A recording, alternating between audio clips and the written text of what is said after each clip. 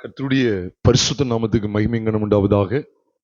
பிரியமானவர்களே, நாம் முதல் செஷன்ல ஆண்டுடைய வார்த்தைகளை கேட்டது போல நம்முடைய அனுதின வாழ்க்கையிலே கர்த்தர் நம்முடைய ஒட்டுமொத்த வாழ்க்கையினுடைய கடைமுனை மட்டும் யுத்தங்களை ஓய பண்ணுகிறவராய், நம்முடைய மாம்சீக சுபாவங்கள் கொண்ட ஈட்டிகளையும் அம்புகளையும் கர்த்தர் முறித்து ஒடிக்கிறவராய், ரதங்களை நெருப்பினால் சுட்டரிக்கிறவராய், இவ்விதமாய் நாம் அமர்ந்திருந்து தேவனை அறிந்து கொள்கிறவர்களாய் காணப்பட நம்மை நாமே அர்ப்பணித்துக் கொள்ள வேண்டியது அவசியமாய் இருக்கிறது. முதல் செஷன்லே ஆபிரகாமுடைய சந்ததியிலே ஈசாக்கை கர்த்தர் ஈசாக்கையும் சாராளையும் நிலைநிறுத்துகிற அனுபவத்தை குறித்தும், ஆகாரையும் இஸ்மவேலையும் அப்புறப்படுத்துகிற ஒரு அற்புதமான நிலவரத்தை நாம் பார்க்கும்போது, உண்மையாவே இந்த சரீரமாகிய தேவனுடைய ஆலயத்திலே மாம்சமும் மாம்சத்தை பிறப்பிக்கக்கூடிய அத்தனையும் அகற்றப்பட்டே ஆக வேண்டும் என்கிற அற்புதமான வெளிச்சத்தை நீங்கள் நானும் பார்க்க வேண்டும். அப்படிப்பட்ட கண்ணோட்டத்தில் இந்த 2வது செஷன்ல இந்த கீழ்த்திசையார் யார் அப்படிங்கிறது உங்களோடு நான் பகிர்ந்து கொள்ள இருக்கிறேன். இந்த கருப்பொருள் செய்தி என்ன? கீழ்த்திசையாரின் போதகமும் புது உடன்படிக்கையின் போதகமும். நாம் எப்படிப்பட்ட போதகத்தில் நிறைந்திருக்க வேண்டும், எப்படிப்பட்ட போதகம் நமக்கு தேவை என்பதை நாம் சரியாக அறிந்து அனுபவிக்க அழைக்கப்பட்டிருக்கிறோம். இந்த 2வது செஷன்ல ஒரு கூட்டத்தை நான் காண்பித்துக் கொடுப்பதற்கு முன்பாக நாம் யாவரும் அறிந்திருக்கிறபடி ஆதியாகமத்தின் புஸ்தகம் 3வது அதிகாரத்திலே சர்ப்பத்தினுடைய வஞ்சனையினால் ஏவாள் மீறுதலுக்கு உட்பட்டாள் என்று சொல்லி, இச்சைக்குட்பட்டும் பிற்பாடு அவள் மீறுதலுக்கு உட்பட்டாள் என்று நாம் பார்க்கிறோமே. அது எவ்விதமாய் நடந்தது என்று சொன்னால் கள்ள போதகம். அதை குறித்துதான் 2 கொரிந்தியரின் புஸ்தகம் 11வது அதிகாரம் 3 மற்றும் 4 ஆகிய 2 வசனங்களை நாம் பார்க்கும்போது, ஆகிலும் சர்ப்பமானது தன்னுடைய தந்திரத்தினாலே ஏவாளை வஞ்சித்தது போல உங்கள் மனதும் கிறிஸ்துவை பற்றி உண்மை நின்று விலகும்படி கெடுக்கப்படுமோ என்று பயந்திருக்கிறேன். எப்படி எனில் உங்களிடத்தில் வருகிறவன் நாங்கள் பிரசங்கியாத வேறொரு இயேசுவை பிரசங்கித்தானால் என்று அவர் சொல்லுகிறார். அப்ப ஏதேன் தோட்டத்துக்குள்ளே நுழைந்த சாத்தானானவன் ஏவாளை வஞ்சிக்கும்படி அவன் பிரயத்தனங்களை பண்ணினானே, அதே காரியத்தை புது உடன்படிக்கையின் சபையாகிய கொரிந்தி சபைக்கு காண்பித்துக் கொடுக்கிற இடத்துல உங்களிடத்தில் வருகிறவன் நாங்கள் பிரசங்கியாத வேறொரு இயேசுவை பிரசங்கித்தானால் என்று சொல்லும்போது, புது உடன்படிக்கையினுடைய சபை ஏதேன் தோட்டத்துக்குள்ளே சொல்லப்பட்ட நூதனமான போதகத்திற்கு இடம் கொடுக்க கூடாது. எப்படி வருவான்? கர்த்தர் எப்படிப்பட்ட போதனை கொடுத்திருந்தார்? புசிக்கிற காரியங்களை குறித்த போதனை கொடுத்திருந்தார். சாத்தானும் எதை குறித்து தான் வந்தான்? புசிக்கிற காரியங்களை குறித்தே உள்ள வந்தான். ஆனால் அவன் காண்பித்து கொடுத்த இயேசு வேறொரு இயேசு. அதனால இயேசுதானே காண்பிக்கிறாங்க அப்படி சொல்லி வெளுத்ததெல்லாம் பால் என்று சொல்லி நாம் நம்பி மோசம் போகாதபடிக்கு இவைகளை நான் உங்களுக்கு ஆலோசனையாக நான் பகிர்ந்து கொள்கிறேன். நம்முடைய ஜீவியத்திலே நாம் வேதத்தில் எப்படி இருக்கு, இதனுடைய பின்னணி என்ன, எதற்காக பழைய ஏற்பாடு புதிய ஏற்பாடு நமக்கு கொடுக்கப்பட்டிருக்கிறது, பழைய ஏற்பாட்டு நாட்களில் பேசப்பட்ட தீர்க்க தரிசனங்கள் எல்லாம் யாரிலே, எதோடு, எப்படிப்பட்ட சூழலிலே நிறைவேறி வந்தது அப்படிங்கிற காரியங்கள் எல்லாம் நம் வேதத்தின் அடிப்படையில் சரிவர அறிந்து கொள்வோமே ஆனால் சிலுவையில் அறையப்பட்ட கிறிஸ்து மூலமாய் நாம் சகலவித ஆசீர்வாதங்களையும் பெற்று அனுபவிக்க முடியும். முதல் செஷன்ல ஈசாக்கு வேறு இஸ்மவேல் வேறு என்கிற அடிப்படையிலே கலாத்தியர் 4வது அதிகாரத்திலே ஆபிரகாமுக்கு 2 குமாரர் இருந்தார் என்கிற அந்த சத்தியங்களின் அடிப்படையிலே கெட்டு போன சோரம் போன ஆவியிலே ஆரம்பம் பண்ணி மாம்சத்திலே மாண்டு போக இருந்த கலாத்திய சபையை கர்த்தருடைய ஆவியானவர் எப்படிப்பட்ட பழைய ஏற்பாட்டு கால உதாரணத்தை கொண்டு அந்த சபையை மீண்டும் கட்டி எழுப்ப அவர் சித்தம் கொண்டார் என்று சொன்னால், ஆபிரகாமுக்கு 2 குமாரர் இருந்தால் என்கிற அடிப்படையிலே நாமும் கூட இந்த ஆபிரகாமின் சந்ததியாகிய இந்த சரீரமாகிய சபையிலே நாம் இஸ்மவேல் என்கிற மாம்சத்துக்குரியவனுக்கு புறம்பான மனுஷனுக்கு இடம் கொடாமல் ஈசாக்கு என்கிற ஆவின்படி பிறந்தவனுக்கு இடம் கொடுத்து என்னுடைய அனுதின வாழ்க்கையிலே ஒவ்வொரு நொடி பொழுதும் நான் ஆவியின்படியே பிழைக்கிறவனாய், ஆவியின்படியே பிழைக்கிறவளாய் நான் காணப்பட வேண்டியது அவசியம்.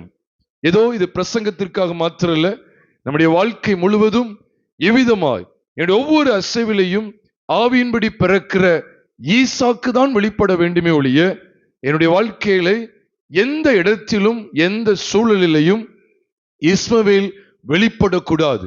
அப்படி இஸ்மவேல் வெளிப்பட்டா நான் எப்படிப்பட்ட போதகத்துக்கு இடம் கொடுத்திருக்கிறேன்? கீழ் திசையாரின் போதகத்துக்கு இடம் கொடுத்திருக்கிறேன். இந்த 2வது செஷன்ல கீழ் திசையார் யார், அவர்களுடைய போதகம் எப்படிப்பட்டது, அவர்களுடைய நடைமுறை, அவர்களுடைய வாழ்க்கை, அவர்களுடைய சாராம்சம், அவர்களுடைய ஜென்ம சுபாவங்கள் எப்படி இருந்தது என்கிறத, அவர்களுடைய நிலவரத்தை உங்களோடு கூட இதே ஆபிரகாமின் சந்ததியிலே உங்களோடு கூட நான் பகிர்ந்து கொள்ள இருக்கிறேன். ஆதியாகமத்தின் புஸ்தகம் 25வது அதிகாரம் 1ஆம் வசனத்திலே பார்க்கும்போது, ஆபிரகாம் சாராள் மரித்த பிற்பாடு கேத்துராள் என்கிற ஒரு பெண்ணை விவாகம் செய்கிற காரியத்தை ஆதியாகமத்தின் புஸ்தகம் 25வது அதிகாரம் 1ஆம் வசனத்திலே பார்க்க முடியும். அவன் கேத்துராளை என்ன செய்தானா? விவாகம் பண்ணினான். மீண்டும் அழுத்தம் கொடுக்கிறேன். முதல் செஷன்ல கேதாரின் சந்ததி, அதாவது இஸ்மவேல் சந்ததி, கேதார் அப்படிப்பட்ட கீழ் திசையாரின் கூட்டத்தை கவனித்தோம். இப்பொழுது கேத்துராளின் சந்ததி கீழ் திசையார் என்று சொல்லி அழைக்கப்பட்டிருக்கிறார்கள். அவர்கள் கீழ் திசையார், கீழ் திசை, அதாவது கீழ் திசை என்று சொன்னால் கிழக்கு திசையில் உள்ளவர்கள். அக்காலத்தில் இந்த கீழ் திசையார் அப்படி சொல்லும் போது நமக்கு ஏசாயா 2வது அதிகாரம் 6ஆம் வசனத்துல கீழ் திசையாரின் போதகத்தால் நிறைந்துன்னு சொல்லி முடிச்சிட்டார். இப்ப கிழக்குன்னு சொன்னதான் எத்தனையோ ஏரியா இருக்கு. கிழக்குன்னு சொன்னா இப்ப நமக்கு இந்த கிழக்கு பகுதியில் எடுத்தீங்கன்னா எத்தனையோ ஜாதியார் வாழ்றாங்க. உண்மையா இல்லையா? ஒரே இனமா இருக்காங்க, ஒரே நிறம் உள்ளவங்களா இருக்காங்க, படிச்சவங்க மட்டும்தான் இருக்காங்களா? இல்ல, ஒவ்வொரு கேட்டகரியில இருக்கிறது போல. அப்ப கீழ் திசையாரை நாம் சற்று தியானிக்க அழைக்கப்பட்டிருக்கிறோம். கேத்துராளுடைய பிள்ளைகள் அங்கே காண்பிக்கப்படுகிறார்கள். இந்த பிள்ளைகளுடைய நிலவரத்தை நாம் பார்க்கும்போது முதல் பகுதியில நம்ம கவனித்தோம், ஈசாக்கு வேற, இஸ்மவேல் வேற, அதாவது ஆகாருடைய சந்ததியை குறித்து தியானித்தோம். இப்பொழுது கேத்துராளின் சந்ததியார் கீழ் திசையாராய் காணப்பட்டார்கள். இவர்களுக்குள்ளே இருக்கக்கூடிய போதகம், இவர்களுடைய ஜென்ம சுபாவங்கள், இவர்களுடைய நிலவரம், நிலைப்பாடு எல்லாம் எதை நோக்கியதா இருந்தது என்று சொன்னால், ஆபிரகாமின் சந்ததியினிடத்திலே சுதந்திரத்தை அல்ல, நன்கொடைகளை மாத்திரமே வாங்கக்கூடியவர்களா இருந்தார்கள். அதுதான் 5 மற்றும் 6 ஆகிய 2 வசனங்களை நாம் பார்க்க போகிறோம். ஆதியாகமத்தின் புஸ்தகம் 25வது அதிகாரம் 25, அதிலே 5ஆம் வசனத்தையும் 6ஆம் வசனத்தையும் இப்பொழுது நாம் வாசிக்க கேட்கலாம். ஆதியாகமத்தின் புஸ்தகம் நான் உங்களுக்காக வாசிக்கிறேன். ஆதியாகமத்தின் புஸ்தகம் 25வது அதிகாரம் 5 மற்றும் 6. ஆபிரகாம் தனக்கு உண்டான யாவையும் ஈசாக்குக்கு கொடுத்தான்.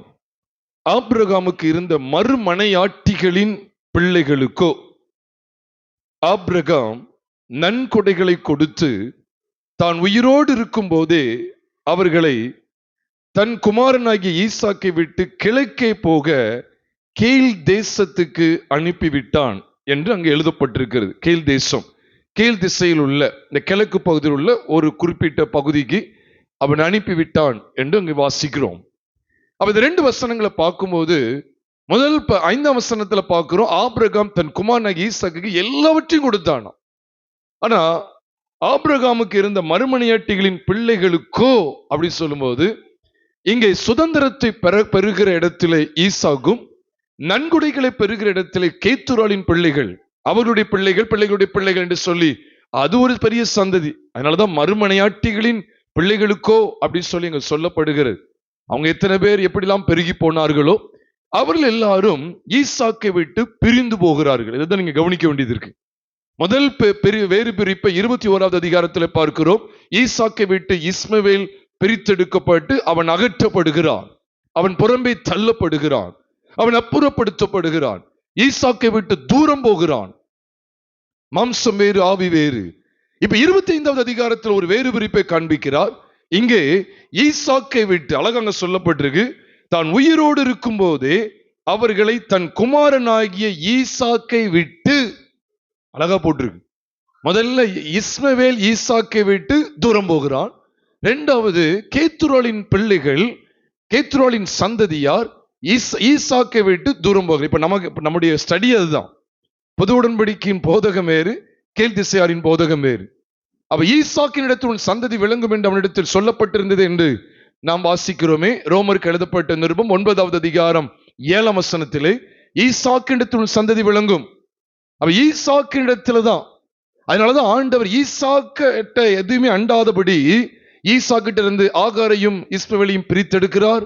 ஈசாக்கிட்ட இருந்து ஆண்டவர் கேத்துராளின் பிள்ளைகளை பிரித்தெடுக்கிறார். இவ்விதமா ஈசாக்கு கரைபட்டு விடக்கூடாது. அந்த ஈசாக்கு தான் யாரு? சத்தமா சொல்லுங்க. நம்ம கர்த்தருடைய சபை. ஏனென்றால் ஆபிரகாமின் சந்ததி யாரிடத்தில் விளங்கும் என்று சொல்லப்பட்டிருக்கிறது? ஈசாக்கினிடத்தில் விளங்கும். அது ஏன் ஈசாக்கு என்று சொன்னா நம்ம எல்லாருக்கும் தெரியும். ஆதியாகமத்தின் புஸ்தகம் 22வது அதிகாரம் 13, 14, 15 பார்க்கும்போது மோரியா என்கிற மலைகள்ல ஒன்றிலே தன் குமாரனாகிய ஈசாக்குக்கு பதிலாக அங்கே ஒரு ஆட்டுக்கடா பலி செலுத்தப்பட்டது. அது கர்த்தராகிய இயேசு கிறிஸ்துவின் கல்வாரி காட்சிக்கு முன்னடையாளும், சிலுவையில் அறையப்பட்ட கிறிஸ்துவுக்கு முன் நிழல் என்பதை நீங்களும் நானும் நன்கு அறிவோம். அங்கேதான் யெகோவா ஈரே என்கிற பெயர் அந்த ஸ்தலத்திற்கு பெயரிடப்பட்டு கர்த்தருடைய பர்வதத்தில் பார்த்து கொள்ளப்படும் என்கிற அர்த்தத்தையும் நாம் அங்கே கவனிக்க முடியும். ஆக பிரியமானவர்களே, குமாரன் அடிக்கப்படுகிற இடத்திலே அங்கே ஆட்டுக்கடா பலி செலுத்தப்பட்டது என்பதை பழைய ஏற்பாட்டு காலத்திலே குமாரனுக்கு முன் நிழலாக நாம் பார்க்கிறோமே. அப்ப அந்த மோரியா மலையினுடைய காட்சியை நம் வேதத்திலே கவனிக்கும் போது ஈசாக்கு ஆவியின்படி பிறந்தவன், கிறிஸ்து ஆவியின்படி காணப்படுகிறவர். கிறிஸ்து இயேசுவை அறிந்து கொண்ட நாமும், கிறிஸ்து இயேசுவை சொந்த இரட்சகராய் ஏற்றுக்கொண்ட நாமும் இனி ஒரு காலம் மாம்சத்தின்படி பிழைக்காமல் ஆவியின்படியே பிழைத்திருக்க வேண்டும் என்கிற அவசியத்தையும் கர்த்தர் காண்பிக்கிறார். அதனால்தான் முதல்ல ஒரு கூட்டத்தை காண்பிக்கும் போது அவனும் கீழ்த்திசையார், அவன் எங்கே போகிற? ஈசாக்கை விட்டு வெளியே தள்ளப்படுகிறான். இங்கேயும் ஈசாக்கை விட்டு ஒரு கூட்டம் புறம்பே தள்ளப்படுகிறது, புறம்பாக்கப்படுகிறது. அது யார்? கேத்துராளின் சந்ததியார். இந்த சந்ததியை குறித்து நாம் 2ஆம் வசனத்துல பார்க்கும் போதே சிம்ரான், எக்ஷான், மேதான், இஸ்பாக், நாம் மீதியான், இஸ்பாக், அது மாத்திரம் இல்ல சூவாக், இவங்க எல்லாம் குறித்து நாம் பார்க்கிறோம். எத்தனை பேர் வர்றாங்க? 6 பேர் இங்க சொல்லப்படுறாங்க. இந்த 6 பிள்ளைகளையும் குறித்து பார்த்தீங்கன்னா நம்மளால இதை ஸ்டடி பண்ண இன்னைக்கு ஞாபகம் இருக்கு. சிம்ரான் அப்படின்னு சொன்னாலே மியூசிக்கல் அப்படின்னு சொல்லி சொல்லுவாங்க. சிம்ரான் அப்படிங்கிறது மியூசிக்கல்னு சொல்லுவாங்க. இசை. இன்னைக்கு இந்த உலகமே இந்த இசைக்கு என்ன செய்யுது? மயங்கி போய் விட்டது. பசையோடு ஒட்டி கொண்டிருக்கிற பேப்பரை எப்படி பிரித்தெடுப்பது கடினமோ, இக்கால இளம் தலைமுறை இசையோடு ஒட்டி கொண்டிருக்கிற இந்த தலைமுறையை பிரித்தெடுப்பது இப்பொழுது ரொம்ப கடினம். இசை சிம்ரான். யக்ஷான பார்த்தீங்கன்னா இது ஒரு நய வஞ்சகம். ஞாபகம் இருக்கு, நய வஞ்சகம். இது எல்லாத்தையும் பாருங்க, மாம்சீக குணங்கள் இருக்கு. அது மாத்திரம் இல்ல, மேதான பார்த்தீங்கன்னா இந்த மேதான் இது ஒரு யுத்தம், அதாவது அவன் சண்டை போடுகிறவன். அது மாத்திரம் இல்ல, மீதியான் அவனாலே ஸ்ட்ரைஃப்னு அர்த்தம், கலகம் உண்டாக்குகிறவன், கலகம் அல்லது ஒரு விரோதம், ஸ்ட்ரைஃப். அது மாத்திரம் இல்ல, இஸ்பாக்கு குறித்து சொல்லப்பட்டிருக்கு. இஸ்பாக்னாலே நான் நினைக்கிறது லீவிங், ஹி வில் லீவ். அவன் விலகி போகிறவன், அவன் விட்டுட்டு போகிற விலகி போகிறவன். சூவாகுன்னு சொல்லி பார்க்கிறோம். சூவாக் அவனும் ஒரு கட்டத்துல இந்த யுத்தம் பண்ணுகிறவன், பிரிந்து போகிறவன், சண்டை போடுகிறவன். இது எல்லாத்தையும் உன்னிப்பா கவனிச்சா, ஏன்னா சூவாக் அப்படின்னா அதாவது மூழ்கிறவன் சொல்லி அர்த்தம். மூழ்குகிறவன், படுகுழி, டிச் அப்படின்னு கூட சொல்லலாம். சூவாக்கு டிச்சும் கூட சொல்லலாம், குழி அல்லது மூழ்கிறவன் அப்படின்னு கூட சொல்ல முடியும். இந்த 6 நபர்களை பார்க்கும்போது இந்த கேத்துராளின் சந்ததியை முழுக்க கர்த்தருடைய வேதம் எபிரேய பாஷையில உள்ள அர்த்தத்தின்படி பார்க்கும்போதும் கூட முழுக்க மாம்சம் தான் இருக்கு. விரோதம், கலகம், சண்டை போடுதல், மாம்சீக சுபாவங்களால நிறைந்து காணப்பட்ட இந்த சந்ததி ஆவியின்படி பிறந்த ஈசாக்கோடு என்ன செய்ய முடியாது? ஐக்கியமாய் இருக்க முடியாது. இது எப்பொழுதுமே நமக்குள்ளே வைத்துக் கொள்ள வேண்டும். பாருங்க, அதுக்கு முன்னால வரைக்கும் பாருங்க, ஆபிரகாம் இந்த காரியத்தை செய்யறதுக்கு முன்னால வரைக்கும் இந்த கேத்துராளின் சந்ததியார் யாரோடு தான் செஞ்சிருந்தாங்க? ஈசாக்கோடு தான் இருந்தாங்க. அப்ப ஆண்டவர் என்ன சொல்ல வர்றாருன்னா, கீழ்த்திசையாரின் போதகத்துக்கும் புது உடன்படிக்கையின் போதகத்துக்கும் எவ்வளவு வேணும் சம்பந்தம் இல்லை, கட்டாயமா அது புரிந்துதான் இருக்கணும். அப்ப ஆண்டவர் இன்னொரு விதத்துல சொல்ல போனா, புது உடன்படிக்கையின் போதகத்திலே கீழ்த்திசையாரின் போதகம் நினைச்ச கூடாது, வரக்கூடாது. அப்படி என்ன கேத்துராளின் சந்ததியார், கீழ்த்திசையாராய் காணப்படுகிற இந்த கேத்துராளின் சந்ததியார் என்ன அவரிடத்துல பொல்லாப்பு இருக்கு நீங்க அறிய வேண்டும். முதல்ல நம்ம பார்க்கும்போது அதை உன்னிப்பா கவனிச்சுக்கங்க. முதல்ல பார்க்கும்போது ஈசாக்கு வந்து கொஞ்சம் சின்ன வயசு. இப்ப ஈசாக்கு முதிர்ந்த ஒரு இடத்துக்குள்ள வரும்போது இன்னொரு வேறு பிரிப்பை காண்பிக்கிறார். அப்ப நம்ம இதெல்லாத்தையும் படிக்கணும். முதல்ல இஸ்மவேலோடு இருக்கும்போது ஒருவித வேறு பிரிப்பு. அப்ப ஈசாக்கு சின்ன சின்ன பையன் தான். அது ஒரு குறைந்த ஒரு வயதுல இருக்கிற ஒரு அனுபவம். ரெண்டாவது ஒரு அனுபவத்தை கொடுக்கும் போது இப்ப ஈசா கொஞ்சம் பெரிய ஆள். கண்டிப்பா பெரிய ஆள் தானே, கண்டிப்பா பெரிய ஆள் தான். ஏன்னா அதுக்கப்புறம் கேத்துரால் இதெல்லாம் விவாகம் பண்ணிக்கிற காரியம் வருது. அது எல்லாத்தையும் நம்ம பார்க்கக்கூடிய ஒரு சூழல் வருகிறது. அப்ப இப்பொழுது ஒரு பேரு பிரிப்பை உண்டாக்குறார். அப்போ புது உடன்படிக்கையின் போதகத்தோடு கீழ் திசையாரின் போதகம் சேரக்கூடாது. அப்ப இவரிடத்துல என்னதான் இருக்குன்னு கேட்டா, இவர்கள்லாம் நன்கொடை பெறுவதற்கு பாத்திரவான்கள். They deserved to be received, they deserve to receive only gifts, not inheritance அப்படின்னு சொல்லிடலாம். அவர்கள் சுதந்திரத்தை இல்ல, வெகுமதிகளை பெறுறது தான் வந்திருக்காங்க, நன்கொடை. நான் ஒரு உதாரணத்துக்கு சொல்றேன்.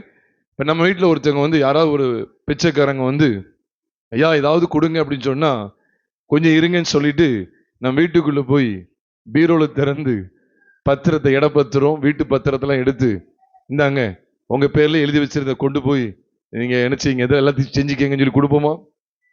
அவங்களுக்கு ஒரு நன்கொடை.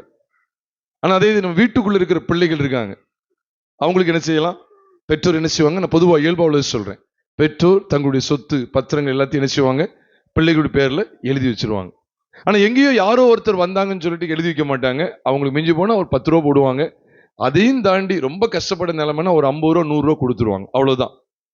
இன்னைக்கும் கிறிஸ்தவ வட்டாரத்துல ஈசாக்கை போல ஜீவிக்காமல் கேத்ரோலின் சந்ததியாரை போல ஜீவிக்கிற அநேக பெயர் கிறிஸ்தவர்கள் உண்டு. அதுதான் போலியான மார்க்கம். அதுதான் இந்த கீழ்த்திசையாரின் போதகம். என்ன அப்படின்னா, கர்த்தரிடத்துல சுதந்திரத்தை எதிர்பார்க்காமல், நான் எவ்வளவு பெரிய சுதந்திரத்திற்கு சுதந்திரவாளியாய் இருக்கிறேன், உடன் சுதந்திரராய் கர்த்தர் என்னை மாற்றி இருக்கிறார்.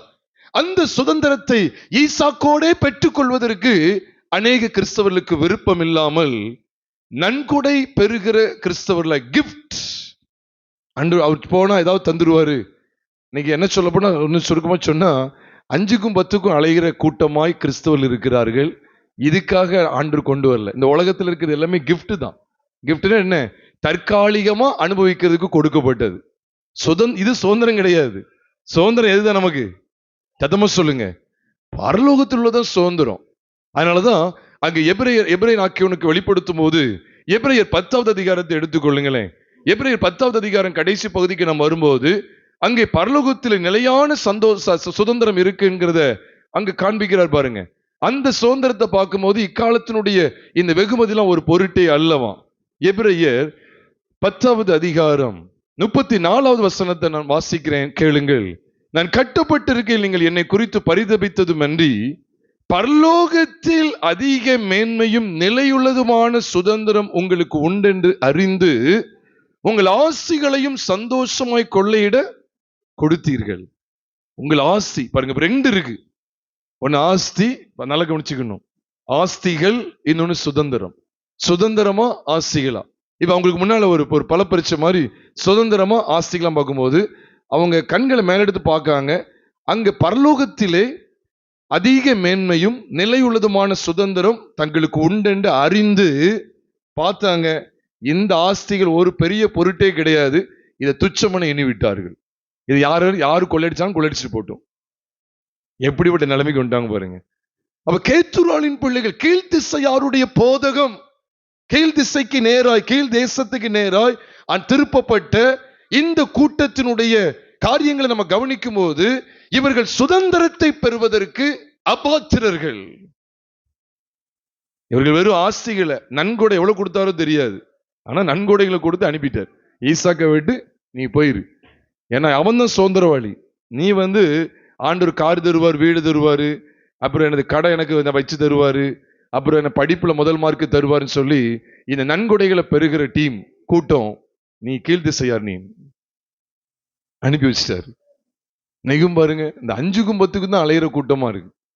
உண்மையிலே சொல்லட்டா, நித்தியத்துக்கு போகும்போதுதான் தெரியுங்க, ஐயோ இந்த பாக்ஸுக்கா இவ்வளவு அலைஞ்சிட்டேன், இந்த ஃபேனு, இந்த கீபோர்டு, இந்த மைக்குக்கா இவ்வளவு நான் இது நாக்க தொங்க போட்டுட்டு அலைஞ்சிட்டேன். பரலோகத்தின் மேன்மைக்கு முன்னால் இதெல்லாம் ஒண்ணுமே இல்லையே. அங்குள்ள சந்தோஷத்துக்கு இது எதுவுமே ஈடு கொடுக்காத. ஈடா? ஒரு தூசியில கூட ஈடு கொடுக்க முடியாது. அங்க போனதுக்கு அப்புறம் தான் தெரியும். இங்க ஆடிக்காரில் ஆடிட்டே போகலாம்.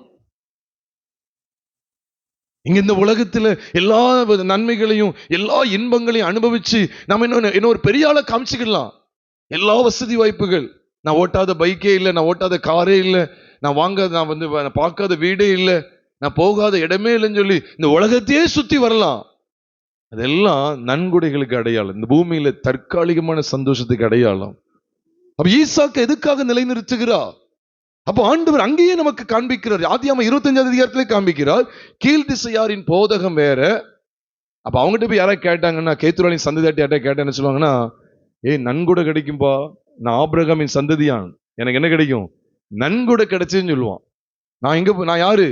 ஆபிரகாமின் சந்ததியான், நான் சர்ச்சுக்கு போறவன், எனக்கு என்ன கிடைச்சிருக்கு தெரியுமா? வீடு கிடைச்சிருக்கு அப்படின்னு சொல்றாங்க. இன்னைக்கும் சொல்லிட்டு இருக்காங்க. அதுல அந்த போதனை உள்ள வந்துடக்கூடாது. அந்த அப்படிப்பட்ட போதனைகளினால் நீங்களும் நானும் வஞ்சியாதபடிக்கு பாருங்கள், வஞ்சியாது இருக்க பாருங்கள். நீங்க அதை உள்ள கொண்டு வந்துருவாங்க. உள்ள கொண்டு வந்து அப்போ ஆமா இல்ல, நமக்கு இது கிடைக்குன்னு சொல்லி பிரஜாதிகளும் பயங்கரமா வசதியான வாய்ப்புகள் இருக்காங்க. நான் இந்த உலக பொருளை அனுபவிக்கிறதுக்கு எதிரி கிடையாது. ஆண்டு கொடுத்த ஸ்தோத்திரம், இல்ல கொடுக்கலையா அதுக்கு ஸ்தோத்திரம். இல்ல எனக்கு அதுதான் வேணும் இதுதான் வேணும்னு சொல்லும் போது இப்ப அடம் பிடிக்காங்க. ஆண்டவர் சில பகுதியில் ஆண்டு விட்டு கொடுத்தாரு, சரி வச்சுக்கன்னு விட்டுருதாரு. ஆனா அதோடைய காரியம் என்ன? அது கேத்துராளின் சந்ததிக்கு அடையாளம். ஆனா ஈசாக்குடைய காரியம் என்ன? அவன் ஆவியின்படி பிறந்தவன், வாக்குத்தத்தத்தின்படி பிறந்தவன். அந்த ஈசாக்கை பற்றிய காரியம் என்ன? அதாவது கிறிஸ்துவுடைய சந்ததிக்கு அடையாளம். கலாத்தியர் 3:16 சொல்லப்பட்டிருக்கு, சந்ததிகளுக்கு என்று அநேகரை குறித்து சொல்லாமல், அப்படின்னு அநேகரை குறித்து சொல்லியிருக்கலாமே. கேத்துராள் பிறப்பையும் கொண்டு வந்திருக்கலாமே. அவங்களும் ஆபிரகாமுடைய குடும்பத்தில் உள்ளவங்க தானே, ஆகாருடைய பிள்ளைகளையும் கொண்டு வந்திருக்க வேண்டியதானே? இல்ல, சந்ததிகளுக்கு என்று அநேகரை குறித்து சொல்லாமல், கலாத்திய சபையிட்டு தான் சொல்றாரு. கலாத்திய சபையே, சந்ததிகளுக்கு என்று அநேகரை குறித்து சொல்லாமல் உன் சந்ததிக்கு என்று ஒருவனை குறித்து சொல்லியிருக்க, அந்த சந்ததி கிறிஸ்துவே. அப்ப இதுதான் சுதந்திரம். நீ மற்ற காரியங்களை கொண்டு வரக்கூடாது. இங்க உன்னிப்பா பார்த்தா கூட இங்க ஒன்னே ஒண்ணு கண்ணைக்கண்ணு ஒண்ணுதான் இருக்கு. அவங்க கிட்ட பார்த்தா 6 பேர் இருக்காங்க. கேத்துராளுக்கு பிள்ளைகளை பார்த்தா 6 பேர் இருக்காங்க. இன்னைக்கு மெஜாரிட்டி அதுதான் அதிகம். நன்கொடைகளை பெறுகிறது தான் அதிகம். சுதந்திரத்தை பெறதுக்கு வெகு சிலர், இன்னைக்கு வெகு சிலர். கிறிஸ்து நமக்கு சிலுவையிலே உண்டாக்கின சுயாதீனத்தை அறியணும். இப்ப வாசிக்க கேட்டோமே, இங்க எபிரேயர் 10:34 சொல்லிது. பரலோகத்திலே உங்களுக்கு பாருங்க, பரலோகத்திலே அதிக மேன்மையும் நிலையுள்ளதுமான சுதந்திரம் உங்களுக்கு உண்டு என்று அறிந்து உங்கள் ஆஸ்திகளையும் கொள்ளையிட ஒப்பு கொடுத்தீர்கள். சந்தோஷமா ஒப்பு கொடுத்தாங்களா? சந்தோஷமா கொடுத்திருக்கிறாங்க. கொள்ளையிடன்னு என்ன? இந்த பூமிக்குரிய எல்லாத்தையுமே, எல்லா சொத்தையும் ஒருத்தன் எடுத்துட்டு போயிட்டான். இன்னைக்குள்ள கிறிஸ்தவம் எப்படி இருக்கு தெரியுமா? நல்ல பாட்டு பாடி கர்த்தரை ஆராதிப்பாங்க. அவங்க வீட்டு பக்கத்து வீட்டை ஒரு 2 அடி உள்ள எடுத்துட்டா நிலையா நிப்பாங்க. அப்போ உங்க போதகம் உனக்கு இதுலதான் வச்சிருக்குதா? உனக்கு நிலையுள்ள சுதந்திரத்தை உனக்கு காண்பித்து கொடுக்காத போதகம் உனக்கு என்னத்திற்கு? நிலையுள்ள சுதந்திரம் உனக்கு பரலோகத்திலே உண்டு. நித்திய ஜீவனை தேவன் உனக்கு தருவார். இந்த பூமியில நித்திய ஜீவனை நம்ம அனுபவிக்க வேண்டும். நித்திய ஜீவனை இந்த பூமியில அனுபவிக்கணும், பரலோகத்தை இந்த பூமியில நம்ம அனுபவிக்கணும், நித்தியமாவும் நம்ம அனுபவிக்கணும். தற்காலிக வாழ்க்கையிலும் கர்த்தரை அறிகிற அறிவிலே நித்திய ஜீவனை அனுபவிக்க வேண்டும். இந்த உலக ஓட்டத்தை முடித்து நித்தியமாய் யுகாயுகமாய் தேவனை நாம் அனுபவிக்க அழைக்கப்பட்டிருக்கிறோம். அந்த நிலையான சுதந்திரத்தை அனுபவிக்க அழைக்கப்பட்டிருக்கிறோம். அதை காண்பித்து கொடுக்காத போதகன் உனக்கு என்னத்திற்கு? அதனாலதான் இன்னைக்கு கீழ்திசையாரின் போதகம் சொல்லும் போது கேத்துராளின் சந்ததி 2வது பகுதியில் ஆண்டு வெளிப்படுத்தினுடைய நோக்கம் என்ன? இன்னைக்கும் கேத்துராளின் சந்ததியை நன்கொடைகளை பெற்று அனுபவிக்கிறது தான் இருக்காங்க. ஆபிரகாமின் சந்ததியில் அவங்க இருக்கிறதுக்கு ஒரே அடையாளம் என்ன தெரியுமா? சுதந்திரம்லாம் அவங்களுக்கு தேவை கிடையாது. அவங்களுக்கு ஒன்லி கிஃப்ட். எனக்கு அது வரம் தருவாரா, இந்த வரம் தரணும், எனக்கு அந்த நன்மை வேணும், எனக்கு இந்த கார் தான் வேணும், கர்த்தர்ட்ட விடாப்படியா நான் கேட்டேன், கர்த்தர் தந்தார். ஆமா தருவாரு. நீ கீழ் திசையா, உனக்கும் சுதந்திரத்துக்கும் சம்பந்தம் இல்லை. தேவ பிள்ளைகள் எவ்வளவு ஜாக்கிரதையா இருக்க வேண்டியது இருக்கு. அதனாலதான் கேத்துராளின் சந்ததியார் இந்த 6 பேரை பாருங்க. சிம்ரானை பாருங்க, எக்ஷானை பாருங்க, இஸ்பாக்க பாருங்க, சூவாக பாருங்க, மீதியான், மேதான். இந்த 6 பேரை கவனிச்சா, இந்த 6 பேரை குறித்த எபிரேய பதங்கள், எபிரேய அர்த்தங்களை கவனிச்சு பார்த்தா இந்த 6மே மோசமான நிலைமையில தான் இருக்கு. மாம்சத்தை குறிச்சுக்கிட்டே இருக்கு, நயவஞ்சகத்தை குறிக்கிறது, இந்த உலகத்துல பேர் போன இசையை குறிக்கிறது. இப்படி இந்த உலகத்துக்கு அடுத்த காரியங்களையே அனுபவிக்க கூடிய இடத்துல இந்த கேத்துராளின் சந்ததியார் இருந்தார்கள். அப்ப ஆபிரகாமின் சந்ததியில் அவங்களுக்கு இருந்த பங்கு என்ன? சுதந்திரம் அல்ல, நன்கொடைகள் மாத்திரமே. நாம் எங்கே இருக்கிறோம்? இது கலந்துடக்கூடாது. கீழ் திசையாரின் போதகத்தால் அவர்கள் நடந்து, அதனாலதான் அழைப்பு கொடுக்கிறார், யாக்கோபின் வம்சத்தாரே கர்த்தரின் வெளிச்சத்தில் நடப்போம் வாருங்கள். அதனாலதான் ஜாக்கிரதையா நம்ம இருக்க வேண்டியது இருக்கு. நீ சிலர் கூட சொல்லுவாங்க, பாருங்க பாருங்க பாருங்க, எனக்கு ஆண்டவர் ஒரு வீடு கட்டி தந்தார். நான் கட்டி தர மாட்டேன்னு சொல்லலையே. நம்மளை அந்த மயக்கத்துக்குள்ள கொண்டு போயிடக்கூடாது. கதை வீடு கொடுத்தா, கத்திரி எனக்கு பைக் கொடுத்துருக்க, நான் வந்துட்டு இருக்கேன். கத்திரி எனக்கு வாட்ச் கொடுத்துருக்க, நான் மணியை பார்க்கக்கூடிய சூழ்நிலை எனக்கு நல்லா கிடைச்சிருக்கு. நல்லா துணிமணி தந்திருக்க, நான் உடுத்திருக்கிறேன். இதை மேன்மை பாராட்டக்கூடாது. இப்ப அந்த கீழ் திசைக்கு அனுப்பப்பட்ட, கீழ் தேசத்துக்கு கீழ் திசையை நோக்கி அனுப்பப்பட்ட இந்த கேத்துருவான் சந்ததி இடத்துல யாராவது கேட்டா, என்னப்பா உங்களுக்கு இவ்வளவு கிடைச்சிருக்கு, யார் கொடுத்தா அப்படின்னு கேட்டா, இல்ல ஆபிரகாம் கொடுத்தார். நம்முடைய பரம ஆபிரகாமும் நமக்கு தருகிறார். ஆனா என்னப்பா நீ இவ்வளவு சொல்ற, ஆனா உனக்கு எல்லாத்தையும் தரலையா, உனக்கு ஏதோ ஒன்று கொஞ்சம் கொடுத்துட்டாரா, சுதந்திரம் தரலையான்னு கேட்டா, ஆமா சுதந்திரம் இல்ல. சுதந்திரம் யாருக்கு? ஈசாக்குக்கு தான் கொடுக்கிறாரு. ஆவியின்படி நடக்கிற கூட்டத்துக்கு தான் தருவாராம், எங்களுக்கு எல்லாம் தரமாட்டாரா. நாங்களும் இடையில வந்துட்டு இடையில போன ஆட்கள்.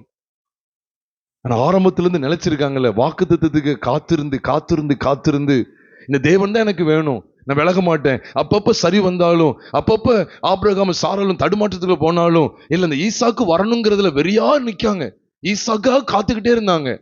யாருக்கு கொடுக்கிறாரு? ஆமா, ஆபிரகாமுடைய சரீரம் செத்துட்டு, சாராளுடைய கர்ப்பமும் செத்துட்டு, அந்த செத்து போனதுல இருந்து ஒரு ஜீவன் வந்தது. அவங்களுக்கு மட்டும்தான் சுதந்திரமா, மற்றவங்களுக்கு சுதந்திரம் கிடையாதான். ஆமா, அவரை மரித்தோரிலிருந்து எழுப்பினவரை விசுவாசிக்கிற யாவருக்கும் அப்படி என்னப்படும் பைபிள்ல இருக்கு. நாம் அதிகமா நம்ம அதை அறிந்திருக்கிறோமே. ரோமர் 4வது அதிகாரம் 19ஆம் வசனத்திலிருந்து பார்க்கும்போது, அவன் விசுவாசத்தில் பலவீனமாய் இருக்கவில்லை. அவன் ஏறக்குறைய 100 வயது உள்ளவனாய் இருக்கும்போது, ஏறக்குறைய 99 100 வயது இருக்கும்போது தன் சரீரம் செத்து போனதையும் சாராளுடைய கர்ப்பம் செத்து போனதையும் என்னாது இருந்தான். அவன் விசுவாசத்தில் பலவீனமாய் இருக்கவில்லை.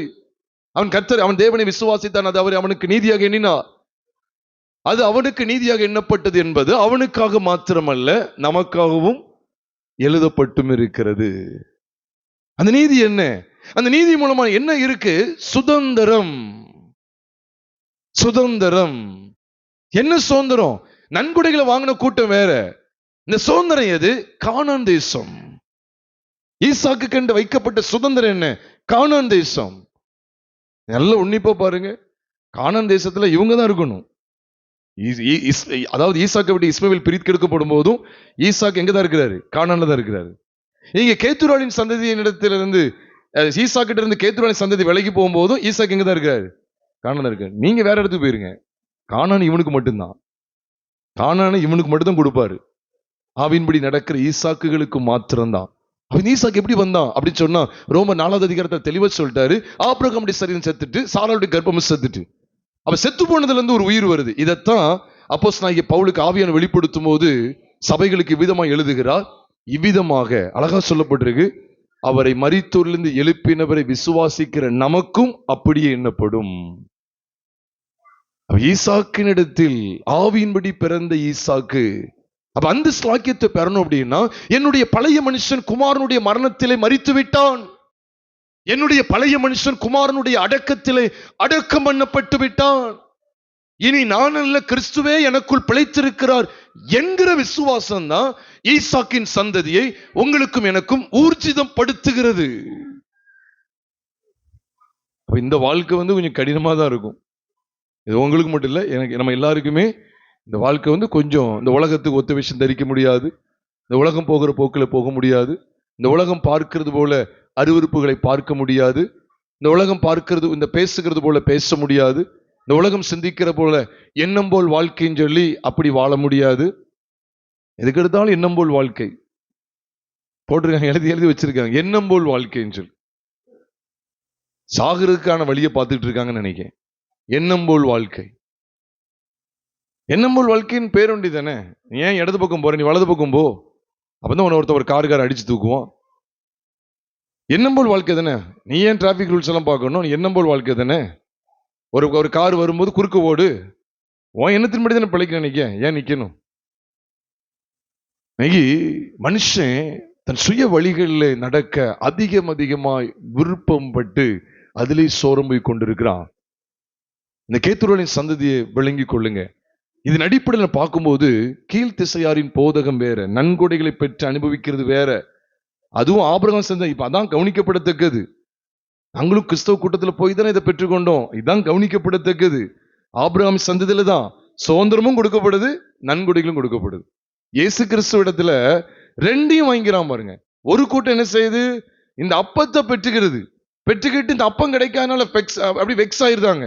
உடனே அவர் வானத்திலிருந்து வந்த ஜீவ அப்பத்தை குறித்து பேசின உடனே என்ன இது, ஒரு மாம்சத்தை புசித்து ஒரு ரத்தத்தை பானம் பண்ணிச்சோன்னு ஒரு மாதிரி ஆயிடுச்சு. அவ யோவான் 6:60 பார்க்கிறோம், இது கடினமான உபதேசம், இதை யார் கேட்பார்கள் என்று அநேகர் அவரை விட்டு விலகி போறாங்க. அவங்களுக்கு புரியுதா? இயேசு கிறிஸ்துவிடம் தான் சரீர பிரகாரம் அப்பத்தை வாங்கினாங்க, அவங்க நிக்க முடியல. 12 பேராவது நிப்பாங்களான்னு சொல்லி அவங்கள பார்த்து கேட்கிறார். எதுல? அதே யோவான் 6:66 அது முதல் அநேகர் அவருடனே நடவாமல் பின்வாங்கி போனார்கள் சொல்லி யோவான் 6:66 வாசிக்கிறோம். அதை தொடர்ந்து அவர் கேட்கிறார், இதை பார்த்துட்டு கேட்கிறார், உனக்கு சுதந்திரம் வேணுமா, இல்ல இந்த மாதிரி சாப்பாடு தான் வேணும்னா நீனும் ஓடிடுவ, நீனும் கெழு திசை நோக்கி போயிட வேண்டியதுதான். அப்போ நீங்களும் போய்விட மனதா இருக்கிறீங்களான்னு கேட்கிறார். அப்பதான் அவர் ஒரு வார்த்தையை வைக்கிறார். பேதுரு என்ன சொல்றாரு? யாரிடத்தில் போவோம், நித்திய ஜீவ வசனங்கள், நித்திய ஜீவ, எக்காலத்துக்காக தான் அவங்க நிக்காங்களாம். அப்போ ஆண்டு அங்கேயும் ஒரு வேறு பிரிப்பை காண்பிக்கிறார். கீழ்த்திசையாரின் போதகம் வேறு, புது உடன்படிக்கையின் போதகம் வேறு. அவர் என்ன கேட்டார் பாத்தீங்களா? நீங்களும் போய்விட மனதா இருக்கலாம் கேட்கிறார். அப்படின்னா என்ன சொல்றாரு? இந்த நன்கொடைகளை பெற்று போறது போல நீங்களும் போறீங்களா? வயிறார சாப்பிட்டோம், விதி வந்தா சாவன்னு சொல்லிட்டு போறியா? இல்ல, நித்திய ஜீவ வசனம், எக்காலத்துக்கும் எனக்கு தேவையானவர் இங்க எனக்கு முன்னால இருக்கிறார், அவருதான் எனக்கு வேணும். அப்ப ஆண்டவர் என்ன கேட்க தெரியுமா? என்னிடத்தில் உள்ளத புசிக்கிறவனை மென்னு பாராட்டல, என்னை புசிக்கிறவனை தான் மென்னு பாராட்ட. அதான் நீங்க கவனிக்கணும். இப்போ ஆபிரகாமுடையதை பெற்றுக்கொண்ட கேத்ரோலின் சந்ததி அல்ல, ஆபிரகாமையே அனுபவிக்கிற ஈசாக்கு இருக்கான் பாருங்க, அதுதான் நீ கர்த்தருக்கு தேவை. அதனாலதான் கீழ்த்திசையாரின் போதகம் இன்னைக்கு உள்ள அநேக சபைகளை கீழ்த்தரமான இடத்துக்குள்ளே தள்ளிவிட்டது. ஜாக்கிரதையா இருங்க. நான் இப்பவும் சொல்ல, நம்ம 10 பேர் கூடினாலும் பரவாயில்ல, வருக வரைக்கும் 10 பேர் கூடினாலும் பரவாயில்ல. அதுக்காக என்னைக்கு 10 பேர் ஆக்கிட்டேன்னு நினைச்சிடாதீங்க. அது போக எப்படி ஆக போதோ தெரியாது. ஆனா நம்ம சோரம் போயிட வேண்டாம். ஏன்னா நம்ம இந்த உலகத்துக்கு ஏற்ற காரியங்களை பேசக்கூடிய காரியம் இந்த சபையில கிடையாது. இந்த உலகத்துக்கு ஏற்றது போல பாருங்க, அவங்களாம் வீடு கட்டிட்டாங்க, நம்ம வீடு கட்டல. இல்ல, அவர் வீடு கட்டி தந்தா வாங்கிட வேண்டியதான். ஆனா இதையே முழு மூச்சா, அவர் வீடு தர மாட்டாரா, கார் தர மாட்டாரா, வேலை தர மாட்டாரா, எனக்கு ஒரு இடத்தை முடிச்சு தர மாட்டாரா.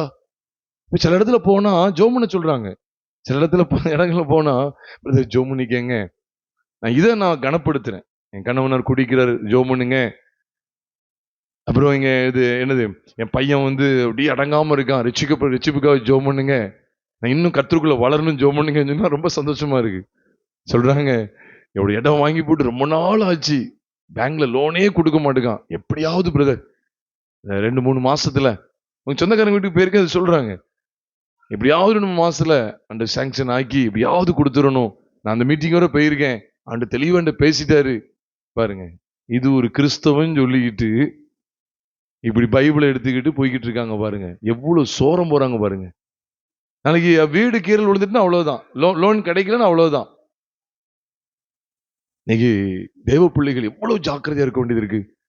கிறிஸ்தவம் என்பது இந்த உலக பொருளை தேடுவதல்ல. அதான் இயேசு தெளிவா சொல்லிட்டாரு, அழகா சொல்லிக் கொடுக்காரு பாருங்க. உலக பொருளுக்கும் தேவனுக்கு ஊழியம் செய்ய உங்களால் கூடாது.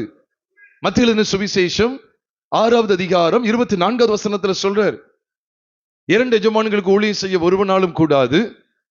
ஒருவனை பகைத்து மற்றவனை சிநேகிப்பான், அல்லது ஒருவனை பற்றி கொண்டு மற்றவனை அசட்டை பண்ணுவான். உலக பொருளுக்கும் தேவனுக்கும் ஊழியம் செய்ய உங்களால் கூடாது.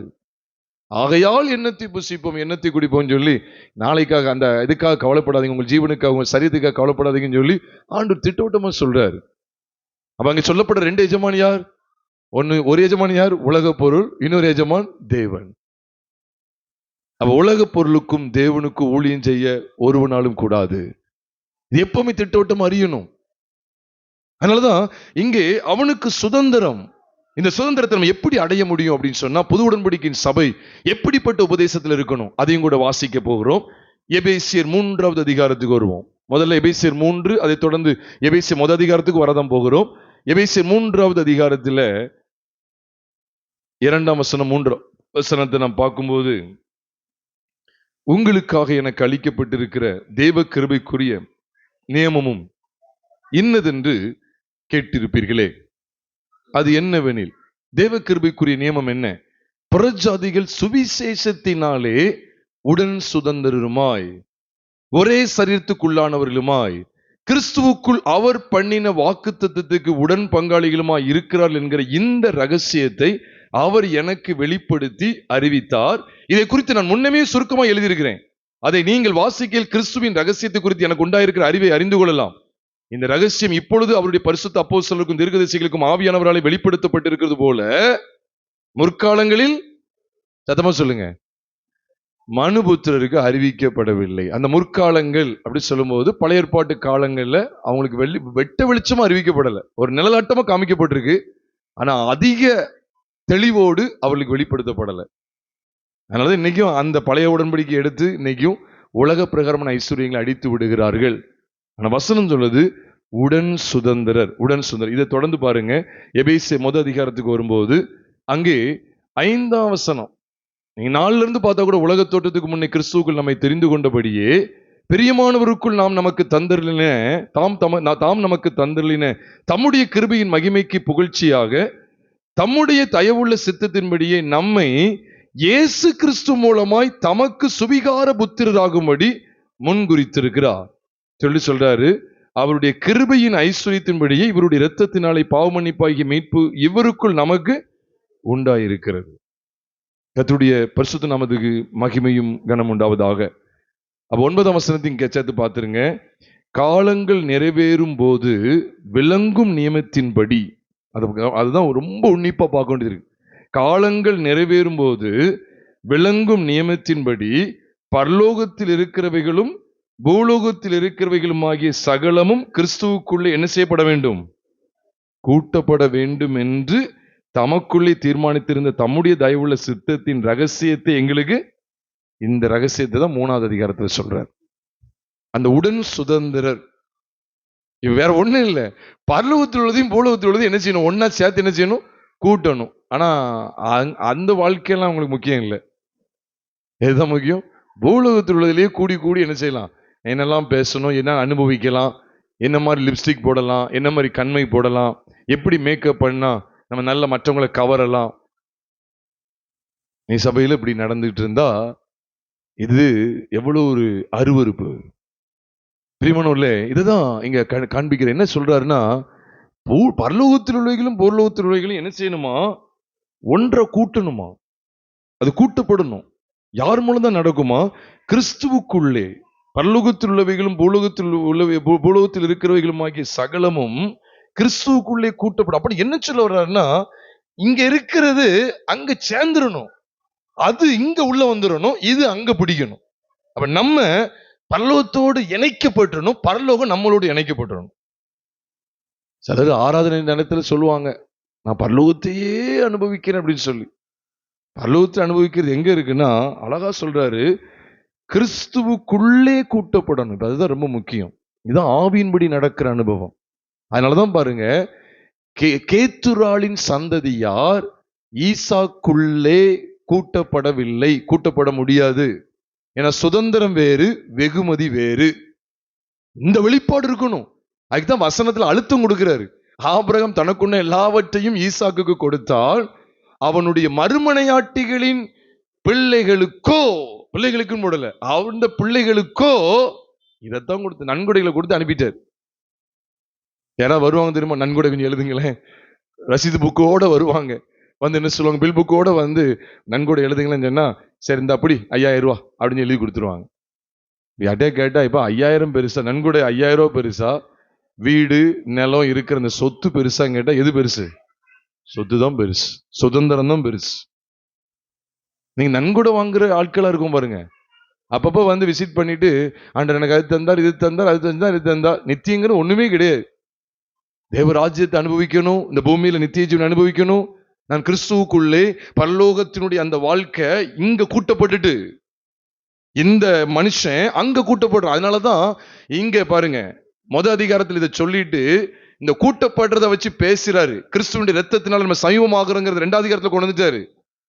இங்க கூட்டப்படுறது எப்படி கொண்டு வர்றாருன்னா, எபேசியர் 2வது அதிகாரம் 7ஆம் வசனத்துல கிறிஸ்து இயேசுவோடு நம்மையும் அவரோட கூட எழுப்பி உன்னதங்களில் அவரோடு கூட உட்காரம் செய்தார். கூட்டிட்டாரா? இங்கெல்லாம் ஆளு எங்க போயாச்சு? தாராளம் பாருங்க, அழகா போட்டிருக்கு. அது எப்படி நடந்துச்சா? கிறிஸ்து இயேசுக்குள் நம்மை அவரோட கூட எழுப்பி உன்னதங்களில் அவரோட கூட உட்காரம் செய்தார். அப்ப இங்க இருக்கிற ஜனம் எங்க கூட்டப்படுது?